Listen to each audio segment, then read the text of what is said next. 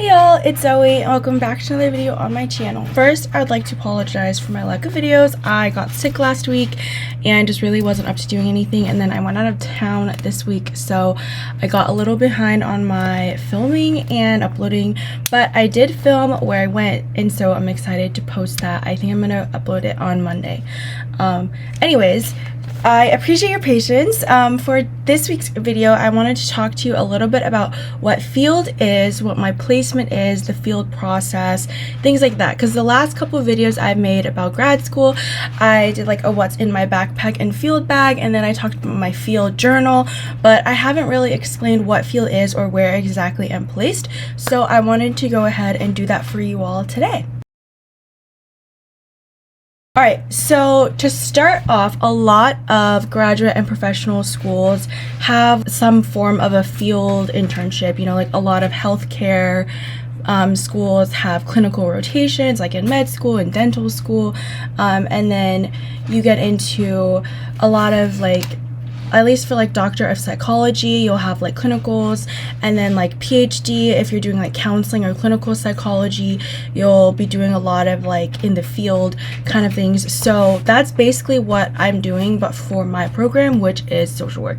Now, not all programs have this where it's like part of your requirements, but mine is part of my graduation requirements. So every program and every school does it a little differently. I know some friends who are in the same program as me but have had two separate placements. They have one their first year and one their second year. I have had friends who have finished majority of their classes before they get enrolled in the placement. So it really just depends on your school. And so I'm going to talk a little bit about how Michigan does their placements. A lot of it is based on your pathway. So there are different pathways, which are kind of like different tracks that you can take. Sorry, Hazel knocked over this. Now, in the long run, your pathway really doesn't matter, because once you get your degree, you can pretty much go into anything. If you're trained in more macro social work, a lot of it is transferable into more micro stuff and vice versa, but your placement is determined on your pathway. So it's also kind of a good experience to let you know, like, hey, am I really interested in this? Like, is this really the kind of social work that I want to do? So essentially how Michigan works is you are given a list of options to apply to, and you rank your top 3 choices. You have to write a little statement about kind of what you're looking for in a field placement, why you chose the pathway that you're on, and then you get to be interviewed. And then after the interview, the placement will tell your field supervisor if they want you, and then you can tell them back like, yes, I would like this placement, or no, I didn't really like this placement. So the placement that I'm in is actually my 3rd placement. I had 2 rejections previously. The first one was mostly because I think they were just really looking for one student, and I guess I wasn't making the cut. The second one, I feel like it was kind of similar, but I also think it was more so that maybe I didn't have the experience they wanted. It was more like an inpatient unit, and I think they were maybe wanting someone who had experience in inpatient and hospitals in the past. But my second placement actually referred me to my 3rd placement, which is where I'm in now.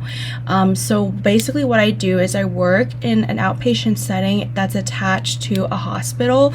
So there are a ton of hospitals all over Michigan, and so a lot of them have little outpatient clinics. And so mine is a partial program, which basically means they're not inpatient, so they don't sleep there overnight, and it's not residential. So a residential program is where you live there for a month to 3 months to 6 months of just getting daily treatment every single day. So we're kind of like in the middle almost, of after getting discharged from an inpatient setting to kind of transferring into a more consistent outpatient care, such as community mental health, or like if you have therapy appointments.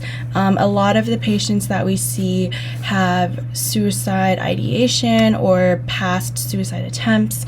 A lot of them deal with self-harm. We see a lot of different disorders and diseases like depression, anxiety, ADHD, autism, things like that. So it's a very wide range of patients, and I work with adolescents. There's an adolescent side and an adult side. So adolescents are basically people aged 12 to 18. So far as I've been there, we haven't had any 18-year-olds. We have had some 17-year-olds. And so basically it's just a therapeutic program. So they have different groups throughout the day where they can process kind of their experiences and work on what they need to work on. If they're working on managing their emotions, if they're working on learning coping skills, if they're working on working on communication or boundaries. That's kind of basically what this program is, to just help them at their journey. And it's all tailored to the individual, but it is group based. So they all have their own individual journeys, but they do everything in group settings.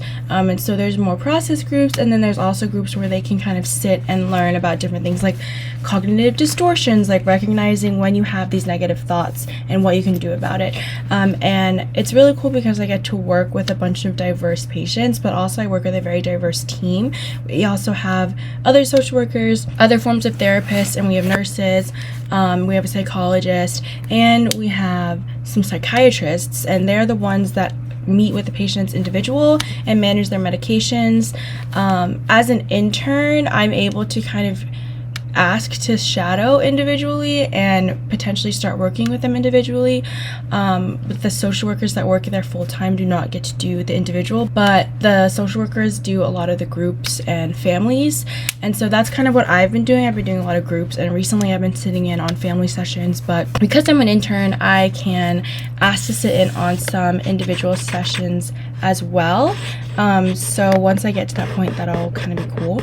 And since it's attached to a hospital, I am able to go and shadow a more inpatient unit, potentially shadow the adult side. They've also been opening up some other branches in other cities in Michigan if I want to go see those as well. So far it's been a really cool experience. The way Michigan works is you're at the same placement all 3 semesters, and so, well, it's a 4-semester program, but your first semester you're typically not in a placement unless you are fast track and you're here for 3 semesters. Like if you have a bachelor's, then you're here for 3 semesters for your master's, so you're in field all 3 semesters. Basically it's 3 semesters of field, and so we keep the same one. They do have a process to change it, but they really discourage you changing it. So the one downside is if you want to switch your pathway, it's a lot harder once you've started field. Like I don't think you can really switch your pathway, but I think you might be able to add a secondary or maybe take those classes as your electives. So yeah, it's been kind of hard doing both the full-time field and the full-time student thing. Even though I'm not there 5 days a week, it's still balancing both together, and it can be a little difficult. Also, it is all unpaid. There are a couple exceptions where if people have jobs in settings like this, they can work with the field office to make their job their field placement, but they're pretty much majority of the field placements are not paid, and a lot of students do wish they were paid. And so I currently am unemployed, and I'm working basically almost a full-time job without getting paid, while also going to school on federal loans and scholarships. So that, I would say that's like the only downside to field, but it is a really good learning experience. I'm definitely learning a lot. I'm also learning kind of what I like, what I don't like, kind of thinking about maybe what I want to do in the future, which I do have some videos planned like closer to the future. But yeah, so that is pretty much what my field is about. If you have any questions for me, I'm happy to do like a Q&A. I might post maybe some like a question box on my Instagram or something. Obviously I can't reveal patient information because that goes against HIPAA, but I'm happy to talk more about kind of what I do, and if I might have some fun stories from my field placement. So yeah, that is pretty much an overview of my placement. And yeah, if you are also a student, I'm curious to know kind of what your placements are like. I hear from a lot of friends about what they're up to, but I'm curious to know like if you go to other schools and other programs, kind of what you're doing.